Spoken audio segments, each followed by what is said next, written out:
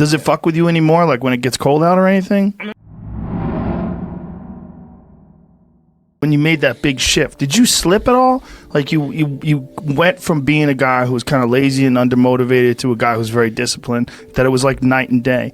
But was there ever a time where you fell back to your old ways? I mean, there was times like it took a lot of motivation and pep talk to myself to get out and do something. There'd be times like I wanted to, instead of go work out, go play video games. Right. So I was big in a dirt bike and a four-wheeler.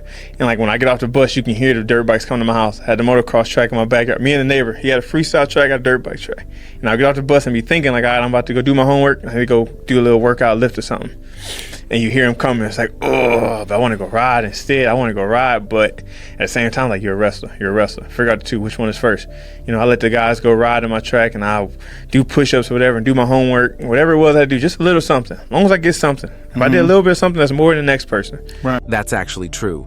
Distractions are always hard to beat, but it is all about doing those small steps.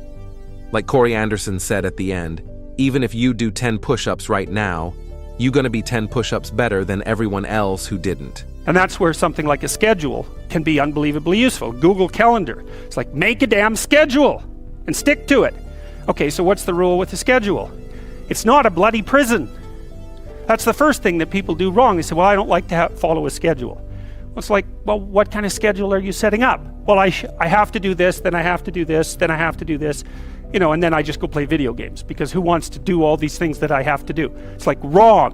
Making a schedule might help a ton. It's much easier to do all the tasks in the day that you wanted to do. You can also add time frames for every activity. With that, you will be sure that you are spending a proper amount of time for it. For that, next priority, athletics to me. After that, you got your family. Then is making sure you stay out of trouble, and that the last thing, the very most important thing when it comes to college is just social life. The rest of that, everything else comes first. And at the end, then you worry about your friends and trying to be cool and all the extra stuff. You know, I'm 17 when I went to college. I graduated high school at 17, so I'm young. I'm not even an adult. But in my mind, I'm on my own. I'm doing what I want, blah, blah, blah. I'm showing out. I'm being an ass, you know? Right. Not like getting in trouble, but not paying attention to school. I'm not worried about the student part. I'm just an athlete. They're not going to ask questions, act like I'm struggling. One of the things you should be asking yourself is, when you spend an hour, was that, well, would have I paid someone $50 to have had that hour? And if the answer is no, it's like, well, maybe you should do something else with your time. And it depends on whether or not you think that your time's worthwhile. But the funny thing about not assuming that is, if you assume your time isn't worthwhile, what happens is you don't just sit around sort of randomly in a state of responsibility-less bliss. What you do is you suffer existentially. That's a very strong advice. Would you sell an hour of your life for $50? Sit on a bed after the video and ask yourself if the last hour of your day was productive enough. I went there, I cut up, but right before the season, snapped my leg in 3. Thought it was over again. And that coach was like, I saw you fire. A different leg injury. The same leg, but different injury. Like 3 years later. Let me bring it back to the first one. That injury is what changed you? Well, I got tired of people thinking I was faking.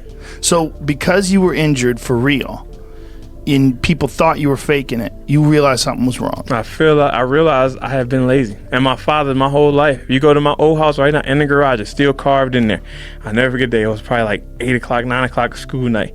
My dad woke me and my brother up to help him do some stuff on the boat. And we tired, you know.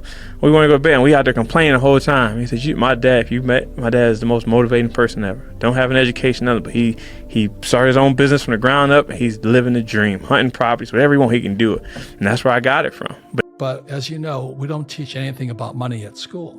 So when I was a little boy, I was about 9 or 10 years old. I asked my dad, I said, when can I learn about money? And my dad gave me that Christian thing about the love of money is the root of all evil. I said, why is it evil? I didn't know. Unfortunately, that's true. You won't learn much about money in school. If you really want to know much about it and how to make it, you have to learn it yourself and from people who are actually making it. It was just because it was only a few of us in my high school, and the fact that I never did drugs. Just like when we was on the ring, I said, I want to come to your show and shoot with you. I don't want to smoke weed. I never did drugs. I don't do none of that. I've been a good kid. But to deal with that stuff, I used to get pulled over for no reason. I had a nice truck, a S10 drops to the ground with rims and speakers. I used to get pulled over, and me and my friends get put in cuffs and sit on the curb while they search the car looking for something. When I went to college, it was the same thing. Get pulled over all the time. And teacher wouldn't be like, every time you late for class, you say you got pulled over. Like, I was telling Will on the way here, like, I'm serious. I have classmates that saw him, like, no, he's telling the truth, Miss Starks. We saw him on the side of the road. Like, he always gets pulled over because nice vehicle, black. They always think it's something. You know, and that's just where I'm from. So dealing with that and the mentality I finally figured out. Okay, number one, specify your damn goals, because how are you going to hit something if you don't know what it is? That isn't going to happen. And often people won't specify their goals too because they don't like to specify conditions for failure. So if you keep yourself all vague and foggy, which is real easy because that's just a matter of not doing as well, then you don't know when you fail. And people might say, well, I really don't want to know when I fail because that's painful. So I'll keep myself blind about when I fail. People are scared to do something because they are afraid to fail. That's so wrong. Failures are creating the path to the victory. Failing is one of the best things that can happen to you if you can use it correctly. Remember, it's the most important decision of your life. Don't let the money fuel you. But that's what it was for me. I went to school as a walk-on pretty much, and now I'm getting full ride offers from everywhere. And I'm going to a #1 school, Division II, and they give me a full ride. Like, I thought that was something. When I got there, I figured out what he meant. And I'll never forget calling both coaches, like, you guys are right. And I'm back home now, and I'm trying to figure out what's now. Like, well, you can go NAI. I know a few schools that want you. It's good coaches, blah, blah, blah. Like, I'm just going to chill and think about it. When that coach came, and the fact that he came to my house, reached out to me, he told me, I can't give you money, but I want you for you and as a leader.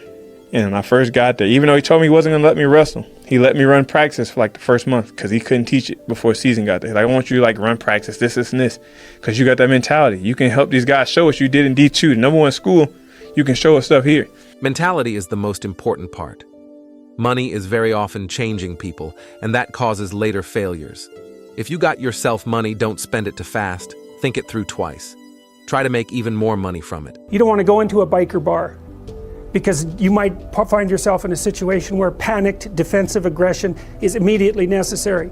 You probably don't want that. You don't want the panic, you don't want the terror, you don't want the frenzied fight, you don't want any of that. You don't want to have to run away in absolute panic. So you just don't go there. Does it fuck with you anymore, like when it gets cold out or anything? I mean, I feel it, but again, mental. Everything is mental to me now. Right. Everything in life, she hates it because I tell her all the time. She has a negative insight on something, like, find the positive in it.